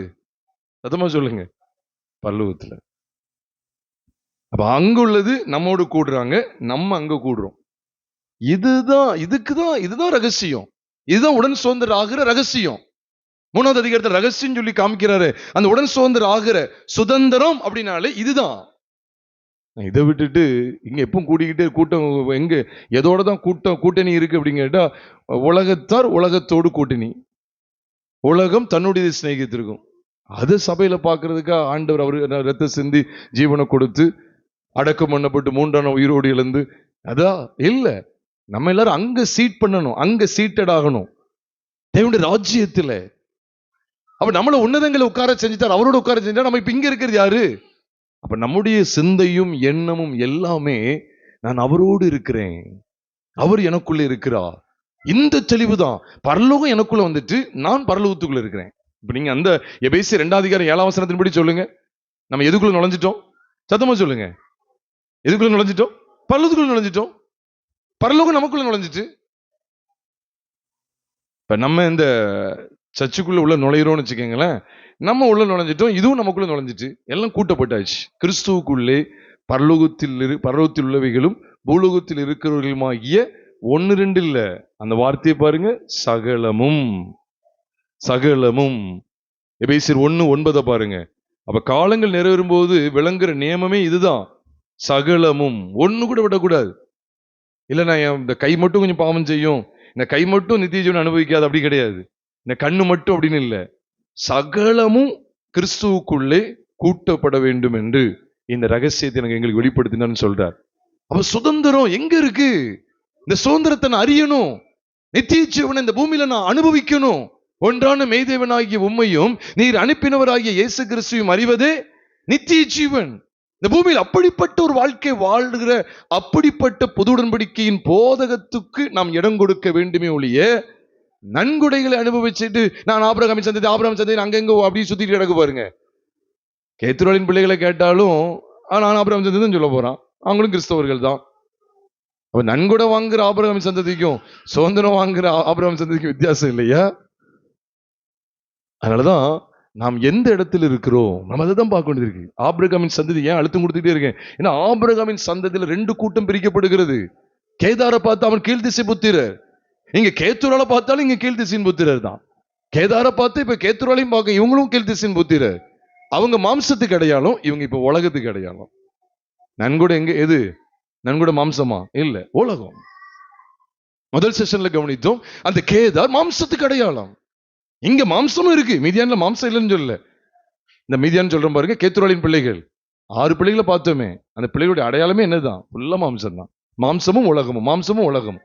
மியூசிக்கல் இருக்கு, சிம்ரான்னா மியூசிக்கல், எக்ஸான்னா என்டைசிங், ஒரு நயவஞ்சகம், டிசப்ஷன், டிசீவிங் ஸ்பிரிட், அது வஞ்சிக்க கூடியது. அப்ப எல்லாம் இருக்கு, மாம்சம் உலகம், மாம்சம் ஸ்ட்ரைஃப் இருக்கு, எல்லாமே இருக்கு. நீங்க தாராளமா பார்க்கலாம். போட்டி, பொறாமை எல்லாம் இருக்கு. நீங்க அவங்களுடைய பேர் எல்லாத்தையும் நீங்க மூலமொழியில பார்த்தா இது எல்லாம் சகலமும் கொடுக்கப்படுது. மாம்சமும் உலகம், மாம்சம் உலகம். விசேஷமா இந்த கூட்டத்தை பார்க்கும்போது இவங்க நன்கொடைக்கு தங்களை விட்டு போட்டவர்கள், நன்கொடைகளுக்கு பாத்திரவான்கள். நாமும் கிறிஸ்தவ வாழ்க்கையில என்னத்தையும் அவர் தந்துட்டாரு, இதை தந்துட்டாரு இல்ல பிரியமானவர்களே, அதற்காக இல்ல. இந்த உலகத்துல பணம் எனக்கு அதிகம் வந்தாலும் சரி, குறைவா கிடைச்சாலும் சரி, நான் ஒரு சாதாரண வேலை பார்த்தாலும் சரிதான், அல்லது கவர்மெண்ட் உத்தியோகம் பார்த்தாலும் சரிதான், அல்லது நான் பைக்ல வரவனா இருந்தாலும் சரிதான், கார்ல வரவனா இருந்தாலும் சரிதான், என்னுடைய நோக்கம் எல்லாம் நித்தியத்தை பற்றியதா இருக்கணும். தேவனை அனுபவிக்கணும். நித்தியம் சொன்ன உடனே அப்ப பரலோகம் தருவார் அதனால விசுவாசிங்க, அப்படி சொல்லல. பரலோகத்துல இங்க உள்ள தங்கத்தை நான் எதிர்பார்க்காதீங்க, பரலோகத்துல தங்க இருக்குன்னு நினைச்சிடாதீங்க, அதுக்காக அந்த இச்சையை சொல்லல. இந்த பூமியில ஒன்றான மெய்தேவனாகிய உம்மையும் நீர் அனுப்பினவராகிய இயேசு கிறிஸ்துவை அறிவதே நீதிச்சு. அவருடைய தெய்வீக சுபாவங்களை தியானித்து தியானித்து அந்த தெய்வீக சுபாவங்களை அனுபவிச்சு வெளிப்படுத்தணும். அதனாலதான் பாருங்க, அந்த பிளவுல நன்கொடையா சுதந்திரமாங்கிற இடத்துல ஒருத்தன் தான் தகப்பனோடு இருக்கிறான். மற்றவங்க எல்லாம் சொல்லுங்க, ஈசாக்கு மட்டும் தான் தகப்பனோடு இருக்கிறான். கேத்துராளி பிள்ளைகள் தகப்பனுக்கும் அவங்களுக்கும் சம்பந்தம் இல்லை. இவங்களுக்கு தெரியும். உடனே நமக்கு என்ன ஞாபகம் வருது? இதைத்தான் பார்க்க வேண்டியது இருக்கு. ஒரு தகப்பனுக்கு 2 குமாரர் இருந்தார்கள், இளையவன் மூத்தவன். அந்த காரியங்களை பாக்குறீங்களா? இளையவன் ஏன் விழுந்து போனான்னு நினைக்கீங்க? இளையவன் எதுக்கு விழுந்து போனான் தெரியுமா? அதுக்கு ஒரே காரணம் நான் சொல்லுவேன், ஒரே ஒரு காரணம் தான், வேற நிறைய காரணம் கிடையாது. இப்ப கையில பணம் இருந்ததுன்னா விளையாட முடியும், ஒண்ணுமே விளையாட முடியுமா? முடியாது. அப்ப பணத்தினால மட்டும் கிடையாது, பணத்தினால மட்டும் கிடையாது. அதோடைய உண்மையான அர்த்தம் என்ன தெரியுமா? இளையவன் விழுந்து போனதுக்கு உண்மையான ஒரே அர்த்தம் என்ன தெரியுமா? அவனுக்கு தகப்பன் வேண்டாம், தகப்பனுடையதுதான் வேணும். இன்னைக்கும் பாத்துக்கங்க, இன்னைக்கும் நிறைய இளையகுமாரர்கள் விழுந்து போகிறதுக்கு காரணம், இன்னைக்கும் பெயர் கிறிஸ்தவர்கள் விழுந்து போறதுக்கு கிறிஸ்தவர்கள் விழுந்து போறதுக்கு காரணம் என்னன்னா, தகப்பனை விட்டுருவாங்க, தகப்பனுடையது போதும், தகப்பன் வேண்டாம், தகப்பனுடையது மட்டும். மூத்த குமார் ஏன் நிலைநிற்க முடிஞ்சது அப்படின்னு கேட்டா, அவரே சொல்றாரு, மகனே நீ எப்பொழுதும் என்னோடு இருக்கிறாய், என்னுடையது எல்லாம் உன்னுடையது அப்படின்னு சொல்றாரு. அப்ப இவனை பாருங்க, அவனை பாருங்க, இளையவனை பாருங்க, மூத்தவனை பாருங்க. அது சாப்டர் வேற. இப்ப மூத்தவனும் ஒரு மாதிரி தடுமாறுறான், அதெல்லாம் இப்ப உள்ள போகல. இளையவன் விழுந்து போனதுக்கு காரணம் என்ன? தகப்பன் வேண்டாம், தகப்பன் கொடுத்த அந்த ஆஸ்தி தான் அவனுக்கு முக்கியம். ஆனா புது உடன்படிக்கையின் சபையை குறித்து நம்ம படிச்சோமே, எபிரேயர் 10:34, பரலோகத்திலே அதிக மேன்மையும் நிலையுள்ளதுமான சுதந்திரம் உண்டென்று அறிந்து உங்கள் ஆஸ்திகளையும் சந்தோஷமாய் கொள்ளையிட கொடுத்தீர்கள். இப்ப நம்ம சபையில வச்சு ஒரு கேள்வி கேட்டோம் வச்சுக்கோங்களேன், பரலோகத்தின் தேவன் இந்த பூமியில அனுபவிக்கிறதும் நித்தியத்திலையும் ஆண்டவரோடு யுகாயுகமா வாழ்கிற அந்த சுதந்திரம் முக்கியமா, அல்லது இந்த உலகத்தினுடைய ஆஸ்திகள், அந்தஸ்துகள், படிப்பு, உயர்வு, பணம், பட்டம் இது அவசியமான்னு கேட்டா, சபையில வச்சு நம்ம கேட்கும் போது இல்ல அது முக்கியம் கிடையாது, அந்த சுதந்திரம் ஆண்டவரோடு இருக்கிற அந்த வாழ்க்கை தான் முக்கியம் அப்படின்னு சொல்லிடுவோம். ஆனா நடைமுறை வாழ்க்கையில எவைகள் நம்மை ஆட்கொள்கிறது? நடைமுறை வாழ்க்கையிலே, பொருளாதார ரீதியிலே எவைகள் நம்மை ஆட்கொள்கிறது? இப்பவும் சொல்றேங்க, நம்ம விசுவாசத்திற்காக பட்னி கிடந்து கூட மறிக்கலாம், ஆனா அவிசுவாசத்துக்காக செழிப்புள்ளவர்களாய் வாழ்ந்து மறிக்க கூடாது. விசுவாசத்திற்காக நாம் பட்னி கிடந்து கூட மறிக்கலாம், ஆனா அவிசுவாசத்துல பணக்காரர்களா மறிச்சிடக்கூடாது. எங்க போயிருவோம் பிறகு? நித்தியமாய் தேவனற்ற ஒரு வாழ்க்கையை வாழ்ந்துருவோம். பிரியமானவர்களே, தேவன் என்ன நரகத்துல தள்ளிடுவார் அப்படிங்கிற அந்த பயத்துக்காக அவரை பின்பற்றாதீங்க. அது நூதனமான காரியம். ஆண்டவர் மேல் உள்ள அன்பு, அவர் எனக்காக ரத்தத்தை சிந்தி ஜீவனை கொடுத்திருக்கிறார். யாருக்குள்ளதான் கூட்ட முடியும்? அதை நான் படிக்கணும். யாருக்குள்ளதான் கூட்ட முடியும்? ஈசாக்குள்ளதான் அந்த சுதந்திரம் வரும். உடன் சுதந்திரங்கிறது ஈசாக்குள்ளதான் இருக்கு, கேத்துராளின் பிள்ளைகளிடத்துல இல்ல. நீ கேத்துராளி பிள்ளைகளை எங்க தேடினாலும் சரி என்னதான் கிடைக்கும்? நன்கொடை மட்டும் தான் கிடைக்கும்.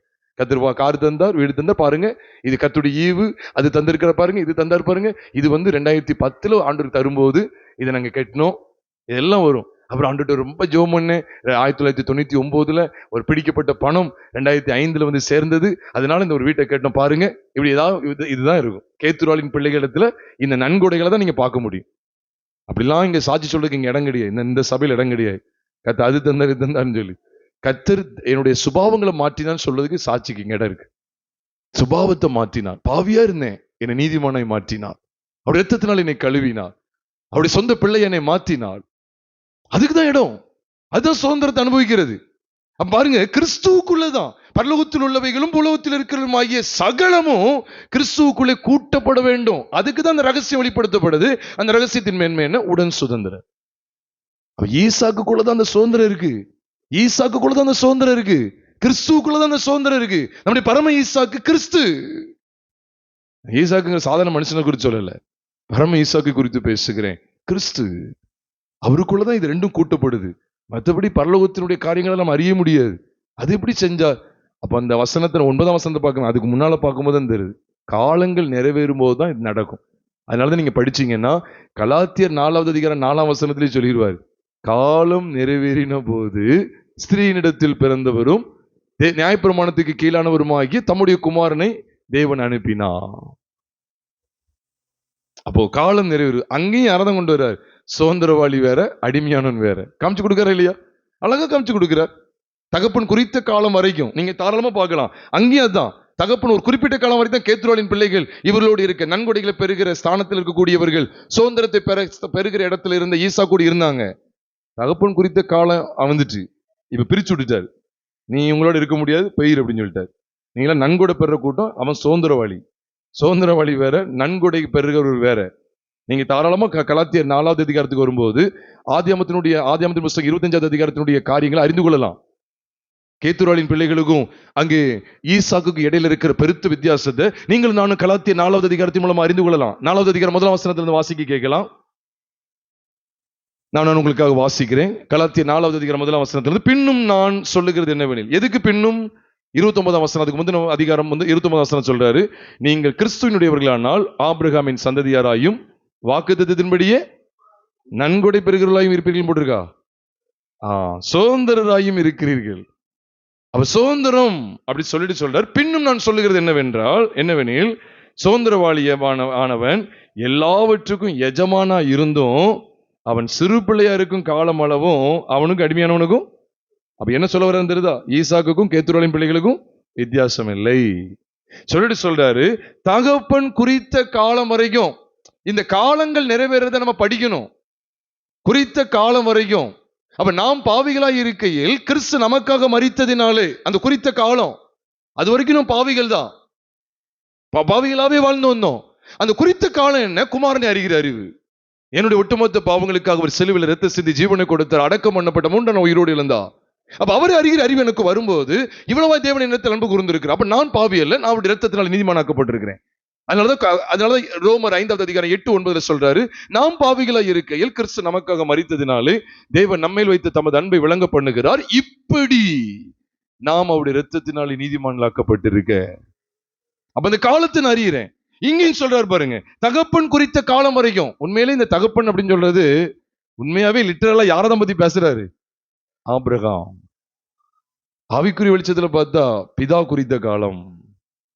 ஆபிரகாம் ஃபாதர் தானே, பிதா தானே. ஆபிரகாம் தகப்பன் ஸ்தானத்தில் இருக்கிறார், ஃபாதர். பிதாவுக்கு இங்கிலீஷ்ல ஃபாதர். தகப்பன் குறித்த காலம் வரைக்கும் அவன் காரியக்காரருக்கும் வீட்டு விசாரணைக்காரருக்கும் கீழ்பட்டு இருக்கிறான். அப்படியே நாமும் சிறு பிள்ளைகளா இருந்த காலத்தில், அது எங்கனாலும் சரி, உலகத்தில் இருக்கும் போதும் எடுத்துக்கிட்டாலும் சரிதான், அல்லது பாரம்பரிய சபைகள்ல நம்ம இருக்கும் போதும் எடுத்துக்கிட்டாலும் சரிதான், அது ஆவுன்னு கத்திக்கிட்டு இருந்த சத்தியமே அறியாம இருந்த அப்படிப்பட்ட சபை அமைப்புகளுக்குள்ள இருந்தாலும் சரிதான், சிறு பிள்ளையா இருந்த காலத்தில் இவ்வுலகத்தின் வழிபாடுகளுக்கு அடிமைப்பட்டவர்களா இருந்தோம். நாம் புத்திர சுவிகாரத்தை அதான் சொல்றாரு. இதான் சுதந்திரம். புத்திரனுக்குரியது இங்கதான் வருது. நாம் புத்திர சுவிகாரத்தை அடையும்படி நம்ம அங்கேயும் குணிச்சோம்ல, சுவிகார புத்திரர் ஆகும்படி. எங்க? எபேசியர் 1ல பார்த்தா அதான் ரகசியம். சொல்லிட்டு நாம் புத்திர சுவிகாரத்தை அடையும்படி நியாயப்பிரமாணத்திற்கு கீழ்ப்பட்டவர்களை மீட்டு கொள்ளத்தக்கதாக. நாமும் அப்படித்தானே, நம்ம மனம் போன போக்கிலே போனோம், நமக்கு எது சரி போட்டது அது செய்வோம். நம்மளும் ஒரு விதத்துல மாம்சத்தின்படி நியாயப்பிரமாணத்தின்படி நடந்து வந்தோம். எல்லாத்துக்கும் வசனம் இருக்கு. பிரஜாதிகள் சுபாவத்தின்படி செய்கிற போது நியாயப்பிரமாணம் இல்லாத அவர்கள் தங்களுக்கு தாங்களே நியாயப்பிரமாணமா இருக்கிறாருன்னு சொல்லி ரோமர் 2வது அதிகாரம் 14ஆம் வசனத்துல வாசிக்கிறோமே. எங்க பாருங்க, இதை மீட்டுக் கொள்ளத்தக்கதாக காலம் நிறைவேறின போது ஸ்ரீனிடத்தில் பிறந்தவரும் நியாயப்பிரமாணத்துக்கு கீழானவருமாகிய தம்முடைய குமாரனை தேவன் அனுப்பினார். அப்ப எவ்வளவு மேன்மை பாருங்க. அதுக்கப்புறம் தான் சொல்லிட்டு வர்றாரு, ஆகையால் 7ஆம் வசனத்துல, ஆகையால் நீ அடிமையாராமல் புத்திரனா இருக்கிறார். நீ புத்திரனே ஆனால் கிறிஸ்து மூலமாய் தேவனுடைய சுதந்திரமாய் இருக்கிறாய். அதுக்கப்புறம் தான் சொல்ற, நீ அடிமைகளா இருக்க மாட்டேன், அடிமையா இருந்தாச்சு, இப்ப சுதந்திரர். நீ புத்திரனே ஆனால் கிறிஸ்து மூலமாய் தேவனுடைய சுதந்திரமாய் இருக்கிறாய். தேவனுடைய சுதந்திரம் தான் அவருடைய சிங்காசனம் அங்க வீற்றிருக்க முடியும். அவரோடு கூட நாமும் கூட உன்னதங்கள் அவரோடு கூட இருக்கிறோம். 6ஆம் வசனத்தையும் பாருங்க, மேலும் நீங்கள் புத்திரராய் இருக்கிறபடியா. எப்படி கொண்டு வந்து பார்த்தீங்களா? எது மூலமா? தம்முடைய குமாரனை தேவன் அனுப்பினார். மேலும் நீங்கள் புத்திரராய் இருக்கிறபடியா அப்பா பிதாவை என்று கூப்பிடத்தக்கதாக தேவன் தமது குமாரனுடைய ஆவி உங்கள் இருதயங்களில் அனுப்பினார். ஆகையால் நீ இனி அடிமையா இராமல் யாரா இருக்கிறார்? புத்திரனா இருக்கிறார். அப்ப அந்த காலம் நிறைவேறும் போது, அப்ப தகப்பன் குறித்த காலம். அப்ப அது வரைக்கும் கேத்துராளின் பிள்ளைகளுக்கும் ஈசாக்கும் வித்தியாசம் இல்லாம அப்படியே தான் இருக்கு. குறித்த காலம் வரும்போது இவன் சுதந்திரவாளி, எல்லாவற்றையும் இவனுக்கு கொடுக்கிறார். இவங்களுக்கு நன்கொடை மட்டும் கொடுக்க, இந்த சரி வச்சுக்க போ, இந்த அவங்கவுங்க எதை வச்சுக்கங்கப்பா, உனக்கு ஒரு 5 சென்ட் இடம், உனக்கு ஒரு 10 சென்ட், இந்த 15 சென்ட். அப்ப முழு இதுவும் அது ஈசாக்குக்கு தான் உரியது. ஈசாக்கின் இடத்தில் உன் சந்ததி விளங்கும். அதுதான் அந்த ஈசாக்க கிறிஸ்துவுக்கு முன்னிழலா பார்க்கிறோம். கிறிஸ்துவை பற்றி கொள்ளாத பட்சத்தில் அவருடைய மரணம், அவருடைய அடக்கம், அவருடைய உயிர்த்தெழுதலை பற்றுகிற சத்தியத்துக்குள் வராத எவருக்கும் சுதந்திரவாளி அப்படிங்கிற ஸ்தானம் கொடுக்கப்படுகிறது இல்லை. நம்ம இந்த இடத்துல இருக்கோம். அதனாலதான் இந்த குமாரனை காமிச்சு கொடுத்துட்டே இருக்காரு. 2 பேருக்கும் அது வித்தியாசம் இல்லை. அடிமையானவனுக்கும் சுயாதீனமானவனுக்கும் சுதந்திரவாளிக்கும் என்ன இல்லை, வித்தியாசமே இல்லை. எது வரைக்கும்? தகப்பன் குறித்த காலம் வரைக்கும். தகப்பன் குறித்த காலம் வரும்போதுதான் அதுலதான் நம்ம பார்க்கிறோம் கீழ் திசையாருடைய போதகம், கீழ் திசையாருடைய காரியம் எல்லாம் எவ்விதமா இருக்கு, ஈசாக்கை பற்றியது எவ்விதமா இருக்கு. அதான் ஈசாக்கை பற்றியது எல்லாம் எந்த போதகம்? புது உடன்படிக்கையின் போதகம். நாம் தகப்பனை பற்றி கொண்டிருக்கிறோமா? இதைத்தான் இயேசு கிறிஸ்துவும் லூக்கா 15 காமிச்சு கொடுத்துட்டாரு. ஒரு தகப்பனுக்கு 2, அப்ப அதான் படிக்க வேண்டியது இருக்கு.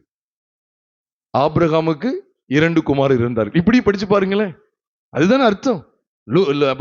கலாத்திய 4:22 ஆபிரகாமுக்கு 2 குமாரர் இருந்தார்கள். அதுதானே இயேசு கிறிஸ்து சொல்றாரு. ஒரு தகப்பனுக்கு ஒரு மனுஷனுக்கு 2 குமாரர் இருந்தார்கள். ஒருவன் ஆஸ்தி பிரியனா இருக்கிறான், ஒருவன் சுதந்திர பிரியனா இருக்கிறான். ஒருத்தன் சுதந்திரனா இருக்கானே, நீங்க தாராளமா பாருங்க. ஒருத்தன் தகப்பன் மட்டும் போதுன்னு இருக்கான், தகப்பனோடு இருக்கிறது ஆசீர்வாதம் நினைக்கான். ஒருத்தன் தகப்பன் வேண்டாயா, அவருடைய ஆசை தான் எனக்கு வேணும் அப்படின்னு போனான். இன்னைக்கு ஒரு கூட்டம் இருக்குது,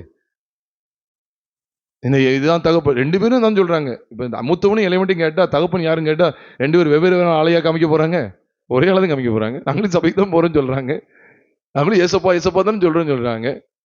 ஆனா வேறுபாடு பார்த்தீங்களா? ஒருவன் நிலைத்து இருக்கிறான், இன்னொருவன் நிலை நிற்காமலே போறான். ஒருவன் வீட்டில் இருக்கிறான், ஒருவன் வீட்டுக்கு வெளியில போயிருந்தான். நீங்க ஆஸ்தி பிரியர்ல இருந்துறாதீங்க. கர்த்தர் எனக்கு அது தருவாரா இது தருவாரான்னு சொல்லி நீங்க உலகத்தை அனுபவிக்க நினைக்காங்க. அது கிறிஸ்துவம் அல்ல. It is not a Christianity that you and I must embrace. நீங்க அது உலகத்தை நாடிக்கிட்டு இருக்காங்க, எனக்கு அது தருவாரா இது தருவாரான்னு சொல்லி. அதனாலதான் ஒருத்தன் விலையே ஓடிட்டான். அவனுடைய நிலைமையை பார்த்தீங்களா? முழுக்க முழுக்க பாவ வாழ்க்கை. பண்டிகளோடு கூட இருக்கு. அதெல்லாம் ஒரு பின்மாற்றத்துக்கு அடையாளம். கழுவப்பட்ட பண்டி சேற்றில போய் புரளும்படி அப்படிப்பட்ட மெய்யான பழமையின்படி அவர்களுக்கு சம்பவித்தது அப்படின்னு சொல்லி 2 பேதுரு 2:22 வாசிக்கிறது போல பண்டிகை எல்லாம் பின்மாற்றத்துக்கு அடையாளம். அது எப்பவுமே முத்துக்களை என்ன செய்யும்? முத்துக்களை பீறி தான் போடும். விளையாடப்பட்ட சத்தியங்களை பீறி போட்டுரும், ஏற்றுக்கொள்ளவே மாட்டான். அதான் ஆண்டு சொன்னார், என் வார்த்தைகளை நீ உனக்கு பின்னாக எரிந்து போடுகிறாய்.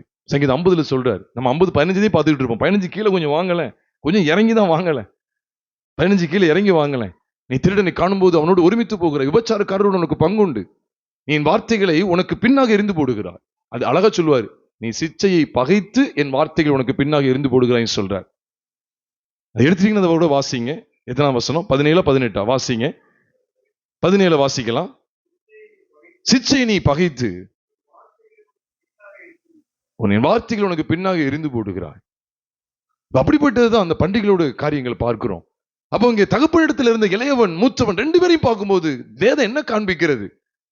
ஒருத்தன் தகப்பன் தான் வேணும்னு இருக்கிறான். நீங்க நல்லா கவனிச்சு பாருங்க. ஆஸ்தியை பிரிக்கும் போது பிள்ளை இளையவனுக்கு மட்டும் கொடுக்க மாட்டாரு. நீங்க நல்ல உன்னிப்பா கவனிச்சு பாருங்க. கேட்டது இளையவன் தான், ஆனா பாகம் பிரிச்சு கொடுத்தது அவனுக்கு மட்டும்தான் பிரிச்சு கொடுத்தாரா? இல்ல, அவர்களுக்கு பிரித்து கொடுத்தானே போட்டிருக்கும். நீங்க வசனத்தை தாராளமா பாருங்க. 2 பேருக்குமே கொடுத்தாச்சு. இப்ப 2 பேர் கையிலையும் செல்வம் இருக்கா இல்லையா? நீங்க சொல்லுங்க. 2 பேர் கையிலையும் அங்க ஆஸ்தி இருக்கா இல்லையா? நீங்க தாராளம் பார்க்கலாம். லூக்கா 15 பாருங்க. அப்படி எனக்கு ஆஸ்தியில வருகிற பங்கு எனக்கு தர வேண்டும், பாகத்தை தர வேண்டும் கேட்கிறான். உடனே சரி கேட்டியாப்பா இந்த வச்சுக்க அப்படின்னு அவனுக்கு மட்டுமா கொடுத்தாரு? இல்லை. அவன் அந்தபடி அவன் அவர்களுக்கு தன் ஆஸ்தியை பங்கிட்டு கொடுத்தான். அது என்ன அவர்களுக்கு? 2 பேருக்கும், மூத்தவன் இளையவன் 2 பேருக்கும் கொடுத்தாச்சு. 2 பேரும் என்னன்னாலும் செய்யலாம். ஏதோ ஒருத்தர் மட்டும் கொடுத்தாங்க, இன்னொருத்தருக்கு கொடுக்கவே இல்லை, அவன் எங்கிக்கிட்டே இருந்தான். இல்லைங்க, அதான் நீங்க கவனமா இருக்கு. இதுதான் கிறிஸ்தவம். இதைத்தான் காமிச்சு கொடுக்காரு. எப்ப 2 பேருக்கு இருக்கு, ஈசாக்கும் கேத்ரோலின் பிள்ளைகளுக்கு 2 பேருக்குமே இருக்கு. ஆனா ஒண்ணுதான் தகப்பனை சேர்ந்துக்கு நிக்கி, இன்னொன்னு தகப்பனுடைய கீழ் திசை. அதான் கீழ் திசையாரின் போதகத்துக்கு எச்சரிக்கையா இருக்கணும். அதான் கூப்பிடுறாரு, யாக்கோபின் வம்சத்தாரே கர்த்தரின் வெளிச்சத்தில் நடப்போம் வாருங்கள் அப்படின்னு சொல்லி கூப்பிடுறாரு. எதுக்காக கூப்பிடுறாரு? இந்த கீழ்திசையாரின் போதகத்தினால நிறைந்து பெலிஸ்தரை போல நாள் பார்க்கிறவர்களாய் சோரம் போகிறார்கள். அதுக்காக தான் கர்த்தரின் வெளிச்சத்தில் நடப்போம். அது என்ன வெளிச்சம்? இந்த ரகசியம். உடன் சுதந்திரர். ஈசாக்கிடத்திலே சுதந்திரம் இருக்கு, வேற இடத்துல கிடையாது. மரித்து உயிரோடு எழுந்த கிறிஸ்துவுக்கு முன் நிழலாய் காண்பிக்கப்பட்ட ஈசாக்கு மரித்தோரில் இடத்திலிருந்து ஆபிரகாமுடைய சரீரம் செத்தது, சாராளுடைய கர்ப்பம் செத்தது, அந்த செத்து போனதிலிருந்து ஜீவனாய் வெளிப்பட்ட இந்த ஈசாக்கு கிறிஸ்து இயேசுவுக்கு முன்னிழல். அப்படித்தானே ரோமர் 4 அதிகாரத்துல பாக்குறோம் இல்லையா?